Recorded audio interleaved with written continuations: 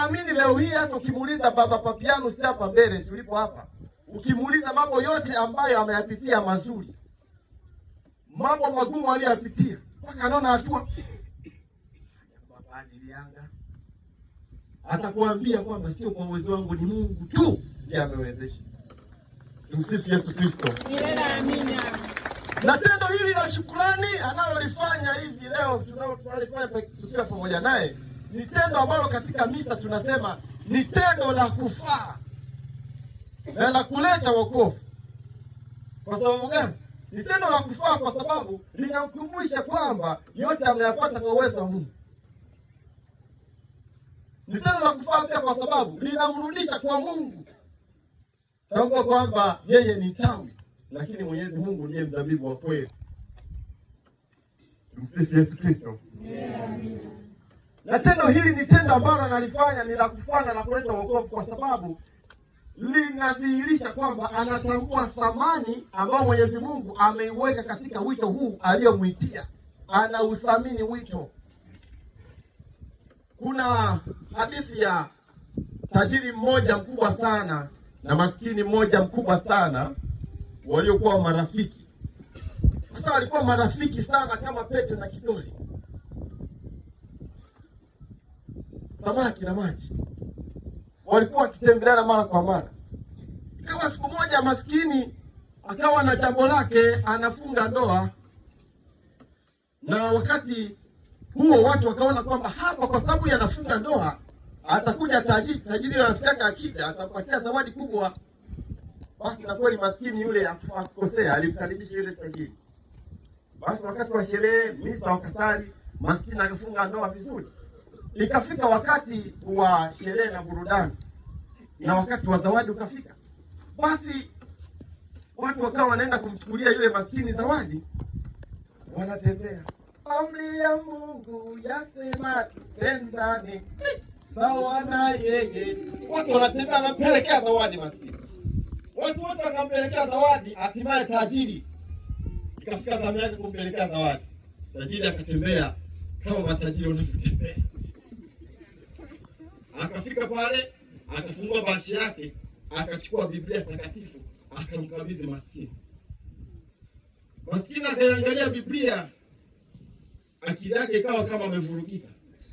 Maana alitegemea kwa jinsi yule baba alivyokuwa tajiri angemletea angalau hata gari. Sasa amemletea kitabu kadogo tu. Kuna kama ni jambo la aibu. Maskini akapokea ile Biblia, lakini akaipokea kishingo upande. Kwa huzuni, hana shukrani yoyote. Na siku hiyo ilipoisha sherehe, urafiki ukaisha. Akaacha kabisa kumtembelea yule tajiri. Sasa ikawa siku moja waporoko wakiwa katika matembezi ya jumuiya, akamtembelea yule maskini.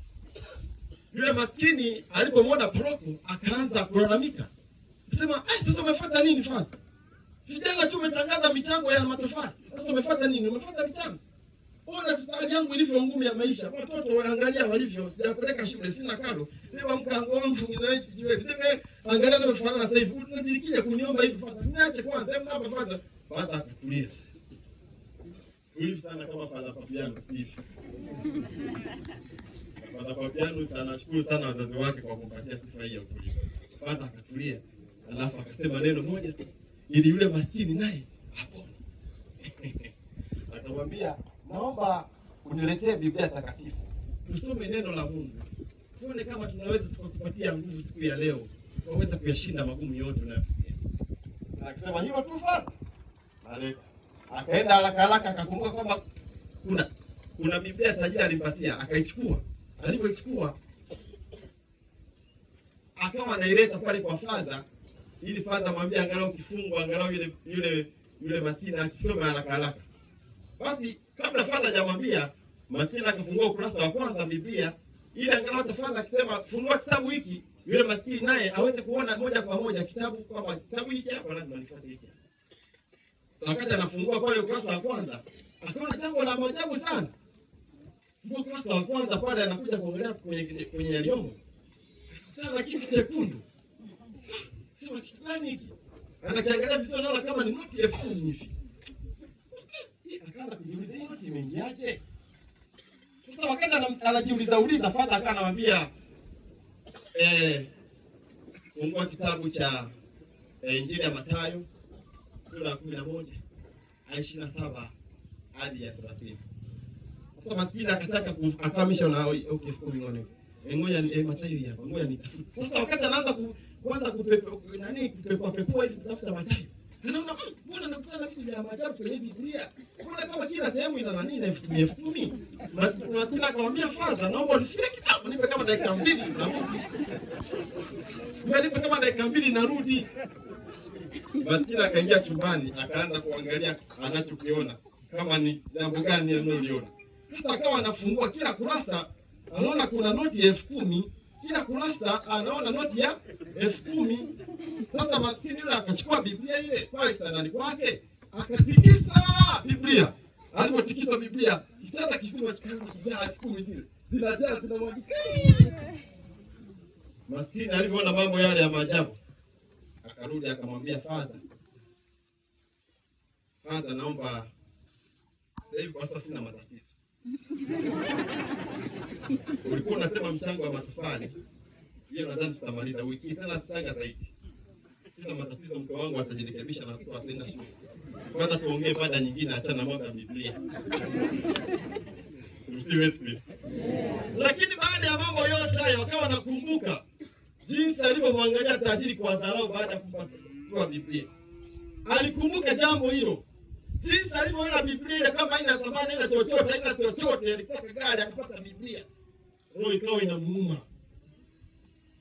Na Mungu ameshaona kabisa ameshaharibu rafiki kwa sababu ya kutothamini, kwa sababu ya kutoshukuru.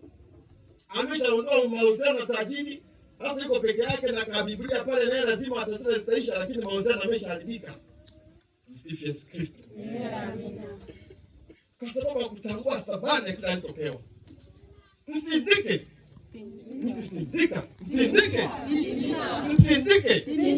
Entasima. Ekanimutima kwema. Msindike. Entasima. Mwalimu. Msindike. Sindika baada.